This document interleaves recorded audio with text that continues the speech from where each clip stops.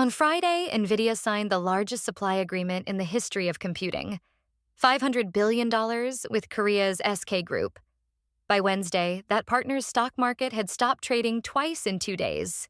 Something like $270 billion of value, gone. And here's the question this whole video answers. 3 days after that deal was signed and 1 day before the crash, Nvidia's own credit market did something it has never done before. Almost nobody connected those two facts. So let's read the calendar in order, because the order is the entire story. Let's start with what everybody is saying, because it is reasonable and it might even be right. The story goes like this. Korea had a retail mania.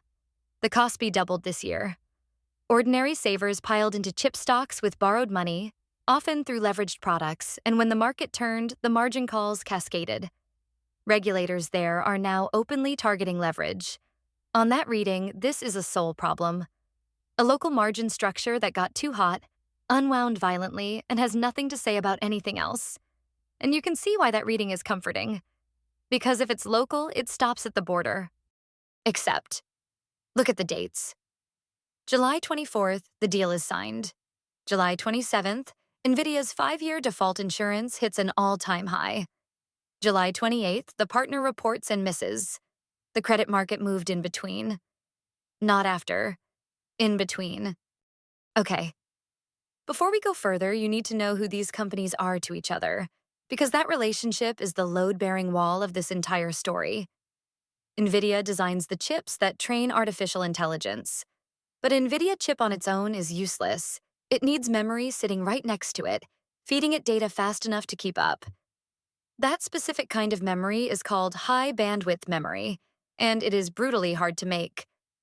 There are essentially 3 companies on Earth that can do it at scale, and SK Hynix is the leader. So when people say Nvidia has no competition, they're half right. Nvidia has no competition in design. It has enormous dependence in supply. And on July 24th, it did the logical thing about that dependence. It locked the supply down. $500 billion plus. A 2-gigawatt artificial intelligence factory built with SK Telecom, coming online in 2027, and a long-term agreement to develop the next generation of memory with SK Hynix directly. So here is the contrast that stopped me. $500 billion committed on Friday. And by the following Wednesday, roughly 396 trillion won, about $270 billion, of combined Samsung and SK Hynix market value had been destroyed in 2 trading sessions. Now, those 2 numbers are not the same kind of thing. One is a multi-year construction and supply commitment. The other is market value. I am not claiming one caused the other. But if you had told anyone on Friday that the ink would barely be dry before the counterparty was halted twice, nobody would have believed you. And now the part that makes this genuinely strange. What triggered the crash was not bad news. SK Hynix reported the most profitable quarter in its entire history. Operating profit of about 60.4 trillion won, the best it has ever done, and the market wanted roughly 65.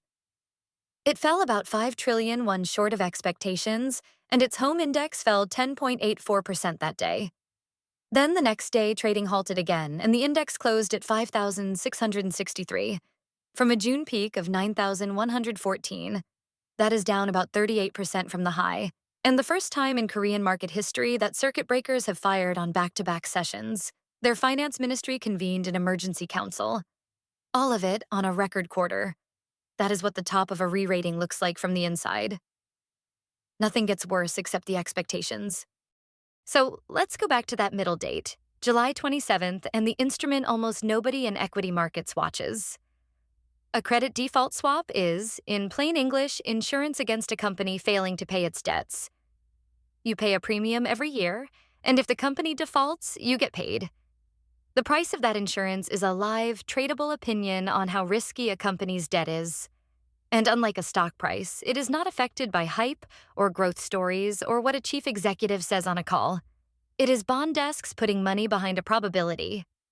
On July 27th, the cost of insuring Nvidia's debt for 5 years hit 82 basis points, an all-time record.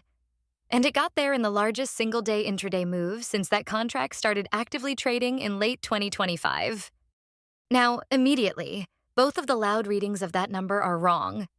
82 basis points means it costs $820,000 a year to insure $100 million of Nvidia debt. That is not a distress signal. Investment grade distress conventionally starts north of 200. Nvidia is nowhere near trouble, and anybody telling you this is a default warning is selling you fear. But the opposite take is just as lazy, because a record is still a record and the rate of change is the signal, not the level. So, what is the bond market charging for? Something structural. Nvidia has been doing deals where it takes stakes in, or provides financial backing to, companies that then turn around and buy its chips. There is a reported $250 billion backstop for OpenAI's data center plans. There is the $500 billion plus with SK Group. Add it up, and you are looking at roughly $750 billion of commitments announced in a single year. Credit analysts have a name for this shape: circular financing. And the concern is not fraud, it is not even wrongdoing. The concern is much simpler. If you help fund your own demand, then your revenue and your credit risk stop being independent of each other. Growth looks fantastic right up until the moment the customers you funded have a bad quarter, which, on July 28th, one of them did. And now I have to be straight with you, because this is exactly where a video like this usually overreaches. This is a sequence. It is not a smoking gun. I cannot prove the credit market knew anything. Default insurance widens for lots of reasons, including simply that a company just announced enormous new commitments, which mechanically makes its balance sheet riskier. That is a completely innocent explanation, and it might be the whole answer. Korea might genuinely be a local leverage unwind that would have happened with or without Nvidia. Both of those are live possibilities, and I am not going to pretend otherwise to make a cleaner story. But here is the part that is not arguable, and it is why this is worth 30 seconds of your attention rather than none. The world's most valuable supply agreement was signed on a Friday. The instrument that prices default on the buyer hit a record on the Monday, and the seller was halted twice by the Wednesday. Whatever the causation turns out to be, one market repriced that risk before the other one did. And right now, as all of this is happening, the S&P is down less than 1%, and most of that is Iran and the Federal Reserve, not Korea. So here are two calls you can grade us on. First, we think Nvidia's 5-year default insurance does not exceed 200 basis points before the end of October. The panic red is wrong on the level. Second, we think Korea's drawdown does not become a United States equity event. We think the S&P does not close more than 10% below its July 28th level before the end of September, absent a separate American catalyst. If either of those breaks, we were wrong, publicly, and you can hold us to it. So I will leave you with the thing I actually cannot answer. Credit is not smarter than equity. It is just paid to be early. Was it early this time, or is 82 just a number that meant nothing? Tell me what you think below. And if you want the rest of today's market, the full daily brief is linked. I'm Frankie, the asymmetric signal, one contrarian read a day. Subscribe. Research and education only, never investment advice.